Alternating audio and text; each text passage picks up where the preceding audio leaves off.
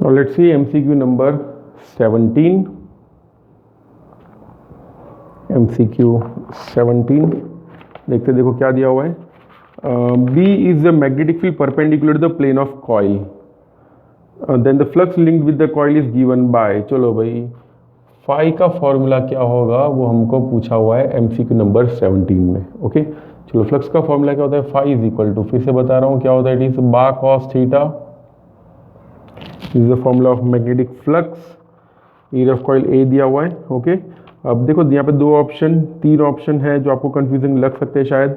A B then A cross B and A B sine zero. ठीक है ऐसे confusion हो सकता है बट याद रखना कॉस थीटा ही आएगा तो साइन थीटा तो होगा ही नहीं. So you have two options. देखो एक क्रॉस बी कहाँ से हो सकता है, magnetic flux is a scalar quantity तो क्रॉस प्रोडक्ट हो ही नहीं सकता. और परपेंडिकुलर तो कॉइल बोला हुआ इसलिए जीरो भी नहीं होगा. तो of course phi is equal to A B cos theta और परपेंडिकुलर तो कॉइल बोला हुआ है, नॉर्मल बोला हुआ है तो थीटा की वैल्यू होगी जीरो. सो फाई का फॉर्मूला हो जाएगा बी इंटू ए. तो this was our MCQ number 17 और ऑप्शन जो है वो आएगा A. A is the correct answer in this case. अब देखते हैं MCQ number 18. In an AC circuit in 1 second current reduces to 0 120 times.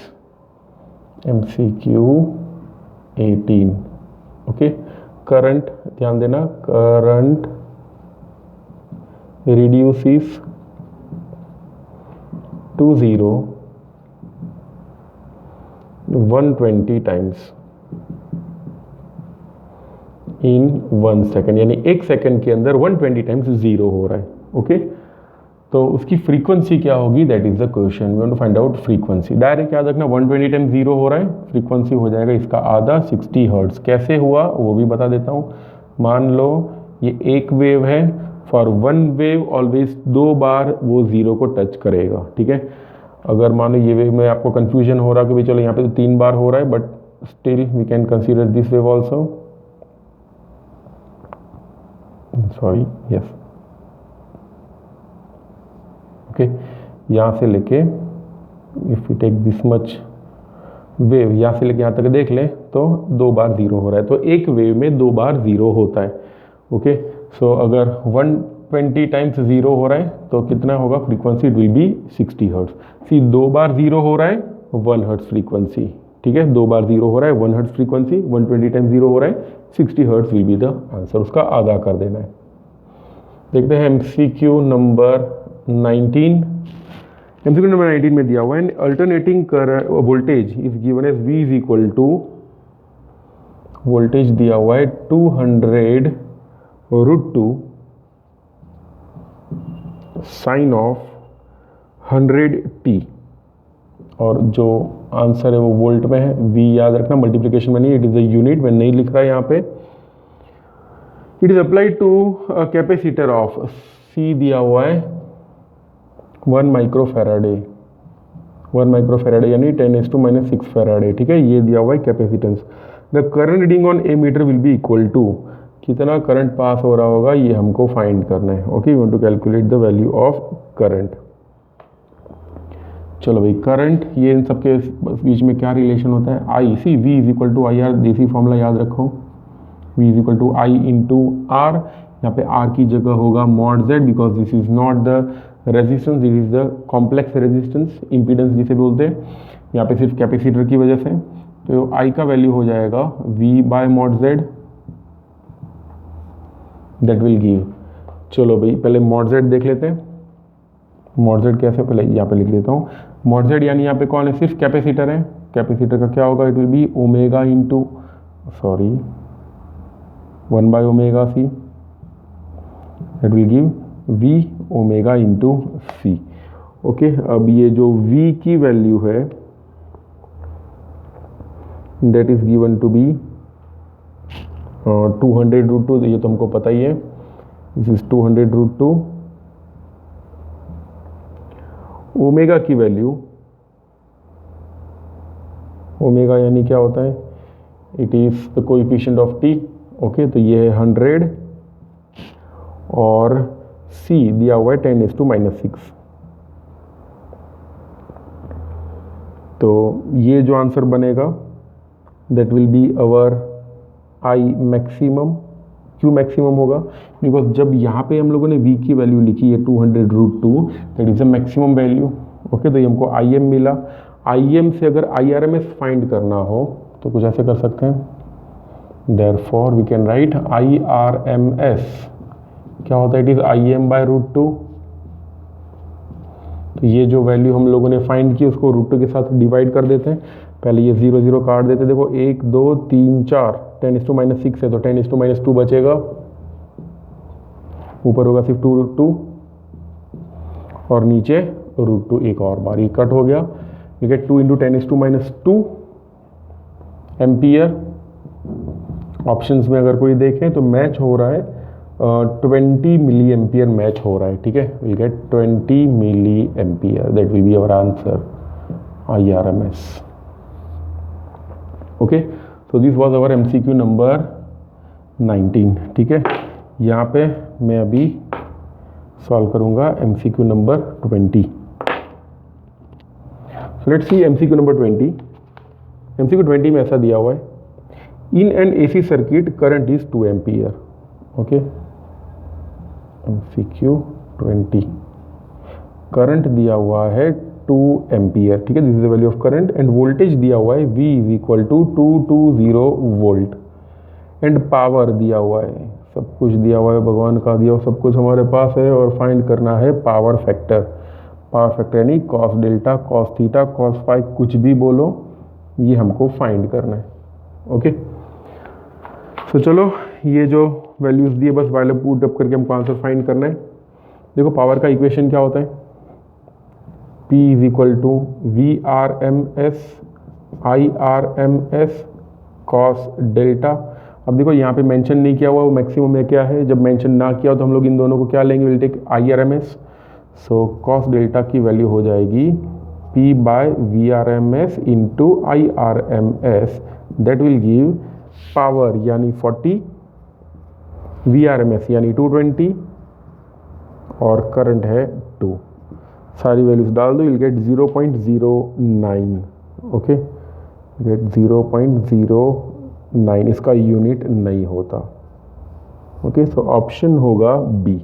Okay, so answer will be option B. So ये थे हमारे, दिस वाज MCQ नंबर 20। और let's see MCQ number 21, ठीक है। MCQ 21 में दिया हुआ है that the astronomers have found that electromagnetic waves of wavelength 21 centimeter, lambda is equal to 21 centimeter, are continuously reaching Earth's surface. The frequency of radiation, radiation की frequency क्या होगी हमको फाइंड करना है, ठीक है। अब देखो जो आपको दिया हुआ है वेलोसिटी ऑफ लाइट, ठीक है, वो अच्छी बात है दिया हुआ है, बट कभी कभी ये नहीं भी दिया होता, ठीक है। तो याद रखना कोई भी टाइप का रेडिएशन हो, रेडियो वेव से लेके गामा रे तक, यूवी या इंफ्रारेड या कोई भी टाइप की वेव हो, उन सब की वेलोसिटी सेम ही होती है, and that's velocity is 3 × 10⁸ metre per second. It's not just the velocity of light, it's velocity of all the electromagnetic waves, जितने भी इलेक्ट्रोमैग्नेटिक वेव्स हैं उन सब की वेलोसिटी 3 × 10⁸ मीटर पर सेकेंड होती है। फ्रीक्वेंसी फाइंड करना है, C is equal to lambda F, this is the basic equation.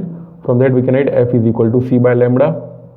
हो गया सॉल्व। देखो 3 × 10⁸ बाय लैम्बडा दिया हुआ है 21 सेंटीमीटर है, तो मीटर में कन्वर्ट करेंगे 10⁻², will get 1.43 gigahertz. Okay, solve करने के बाद जो आंसर आ रहा है इट इज 1.43 गीगाहर्ट्ज। गीगा यानी याद रखना 10⁹। ओके, आप लोग जब कुछ इंटरनेट वगैरह सब यूज़ करते हैं दैट टाइम होता है ना, KB होता है, यानी KB यानी 1000, वैसा MB होता है 10⁶, और जब GB यूज़ करते हो इट इज़ 10⁹9। अब देखते हैं MCQ number 22। An electromagnetic wave is travelling along X direction. Okay, 22, चलो इलेक्ट्रोमैग्नेटिक वेव जा रहा है X डायरेक्शन में, तो मैं यहाँ पे लिख देता हूँ C वेक्टर लिख देता हूँ, इट इज 3 × 10⁸ X डायरेक्शन यानी I कैरेट की डायरेक्शन में जा रहा है। Okay, the electric field vector at an arbitrary point at a time is, 6.3 j caret electric field दिया हुआ है, E is equal to 6.3 j caret volt per metre. The magnetic field at the point is blank. Okay, magnetic field कितना होगा ये हमको find करना है, ठीक है। We want to calculate the magnetic field. अब देखो ये सबसे कंफ्यूजिंग क्वेश्चन हमेशा से रहता है, ओके, कि भाई E by B is equal to C होता है and E cross B is equal to C. कौन सा फॉर्मूला कब यूज करें, okay, that is always confusion. अगर मैग्नीट्यूड बोला हो, सुनना ध्यान से, अगर सिर्फ मैग्नीट्यूड पूछा हो ये वाला फॉर्मूला यूज करना है, डायरेक्शन पूछा हो ये वाला यूज करना है, ठीक है। दोनों फॉर्मूला काम के हैं, ओके। मैग्नीट्यूड के लिए ये वाला, डायरेक्शन के लिए ये वाला, ठीक है। सो ये देख लेते हैं, पहले मैग्नीट्यूड फाइंड कर लेते हैं। E बाई बी, E दिया हुआ है 6.3, सिर्फ मैग्नीट्यूड ही रखेंगे, और सॉरी हमको B फाइंड करना है, तो B will be E by C. E by C, E दिया हुआ है 6.3, मैग्नीट्यूड ही लिखेंगे, जे कैरेट वगैरह कुछ नहीं लिखेंगे, बाई 3 इंटू 10⁸। ये 6.3 बाई 3 इंटू 10⁸ करेंगे तो 2.1 इंटू 10⁻⁸ टेस्ला हो जाएगा। ये आ गया सिर्फ मैग्नीट्यूड, ओके। अब देखो मैग्नीट्यूड के हिसाब से यहाँ पे दो ऑप्शन जो है वो करेक्ट आ रहे हैं। 2.1 इंटू 10⁻⁸ भी हो सकता है और -2.1 इंटू 10⁻⁸ भी हो सकता है, ठीक है। दो आंसर है। अब वो चेक करने के लिए इसका यूज करेंगे। देखो C जो है वो I कैरेट है, मैं सिर्फ डायरेक्शन ही लिखूंगा बिकॉज इससे हम लोग सिर्फ डायरेक्शन फाइंड कर रहे हैं। इलेक्ट्रिक फील्ड है J, चलो J क्रॉस क्या करेंगे तो I मिलेगा। यहाँ पे देखो ये पॉजिटिव है तो J के बाद ऑफकोर्स K ही होगा, यहाँ पे K होगा, तो आंसर हो जाएगा B का जो डायरेक्शन है वो K कैरेट है, तो यहाँ पे K कैरेट लिख देंगे और यहाँ पे वेक्टर कर देंगे, ठीक है। तो आंसर हो जाएगा 2.1 इंटू 10⁻⁸ K कैरेट और टेस्ला। एक्चुअली K कैरेट पहले लिखते हैं, K caret and we have to write tesla later. This is K caret, ठीक है। तो ये था हमारा MCQ नंबर 22। अब देखते हैं MCQ number 23। A spherical mirror gives real image 3 times greater than object. Okay, 23.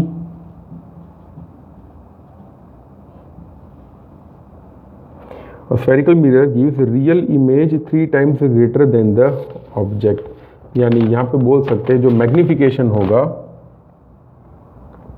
M is equal to 3 times, यानी 3 है magnification. If the distance between object and image is 100 centimetre, object और image के बीच का distance यानी U plus V, ये दोनों के मैग्नीट्यूड जो है वो दिए हुए 100 सेंटीमीटर, ओके। तो क्या फाइंड करना है, टू कैलकुलेट फोकल लेंथ, हमको फोकल लेंथ फाइंड करनी है, okay. Want to calculate focal length, okay. चलो फोकल लेंथ का फॉर्मूला क्या होता है in terms of magnification U and all. F is equal to, sorry magnification का फॉर्मूला होता है, याद रखना ये formula, M is equal to F by F minus U, या तो फिर हम लोग ले सकते हैं F minus V by F, ठीक है। ये दोनों फॉर्मूला काम लग सकते हैं, याद ऐसे रखना है। तो U यानी आप अकेले हो, U तो अकेला है तो नीचे रहेगा, V यानी हम सब लोग साथ में हो तो हम लोग ऊपर आ जाएंगे, ठीक है। इस तरह से आप लोग याद रख सकते हो। So M is equal to होता है F by F minus U। अब देखो U की वैल्यू या V की वैल्यू, इन दोनों में से चलो मैं अगर ये वाला फॉर्मूला सिलेक्ट करता हूँ, ठीक है। I am not using this formula, कोई भी आप लोग कर सकते हो। अगर हम लोग ये वाला फॉर्मूला सिलेक्ट करते हैं, इसको मैं हटा देता हूँ। सो F हमको फाइंड करना है। जब F फाइंड करने जाए तो प्रॉब्लम ये है we don't know the value of U हमको नहीं पता, ओके। मैग्निफिकेशन तो चलो फिर भी पता है, मैं 3 लिख देता हूँ। 3 इज इक्वल टू F हमको फाइंड करना है, F फाइंड करना, और U जो है वो हमको नहीं दिया हुआ, ठीक है। सब देखते हैं U कैसे फाइंड करेंगे। सी U प्लस V हमको पता है 100 और मैग्निफिकेशन भी दिया हुआ है। मैग्निफिकेशन कितना दिया हुआ है, it is given to be 3, तो M is equal to V by U होता है ना। मैग्निफिकेशन का फॉर्मूला होता है M is equal to V by U. So from that we can say V is equal to 3U. V is equal to 3 times U. ये value मैं इधर रख देता हूँ, ओके। तो will get u plus 3u is equal to 100 centimetre, u plus 3u will become 4u, 4u देखो ये equation को 4u इज इक्वल टू 100, तो u की वैल्यू हो जाएगी 25, तो मैं यहाँ पे u की वैल्यू लिख दूंगा 25, but u is always negative, so f by f minus minus of 25, object distance हमेशा नेगेटिव होता है, ठीक है। So that's why negative sign लिखा हम लोगों ने। Will get 3 is equal to f by f plus 25, therefore 3f plus 75 is equal to f, therefore we get 2f is equal to 75 minus 75, तो f की वैल्यू हो जाएगी 75 बाई 2, दैट इज 37.5 माइनस में माइनस 37.5 सेंटीमीटर, ठीक है। ये सब हम लोगों ने सेंटीमीटर में फाइंड किया ना, yes we found out all the things in centimetre. तो यहाँ पे फोकल लेंथ भी हमको जो आंसर मिलेगा that answer will be in terms of centimetre, ठीक है। तो हमारा आंसर हो गया 37.5 माइनस में सेंटीमीटर। अब देखते हैं next question number 24, quite easy. आपको लगेगा मैंने इजी क्वेश्चन पूछ लिया है, बट ऐसा नहीं है। ये वाले जो भी MCQs हैं these are all asked in GUJCET examination, ठीक है। गुडसेट का ही क्वेश्चन है, और क्वेश्चन ये है focal length of a plane mirror, plane mirror, plane mirror यानी ऐसा वाला, ठीक है, जो स्फेरिकल नहीं है। इसका फोकल लेंथ कैसे फाइंड थी, अगर कर्व होता तो ऐसा करके कुछ हम लोग जुगाड़ कर लेते और रेडियस फाइंड कर लेते, बट ये जो है it is a part of a very large sphere. See ये अगर प्लेन है, प्लेन जो है वो किसका छोटा पार्ट होता है, it is a part of a very large hypothetical sphere. तो इसका अगर मैं रेडियस फाइंड करने जाऊँ तो क्या आएगा, radius will be 10 to infinite, ठीक है। इसका जो रेडियस ऑफ कर्वेचर होता है वो इन्फाइनाइट होता है, फोकल लेंथ वो भी इन्फाइनाइट होता है, ठीक है। So this was MCQ number 24।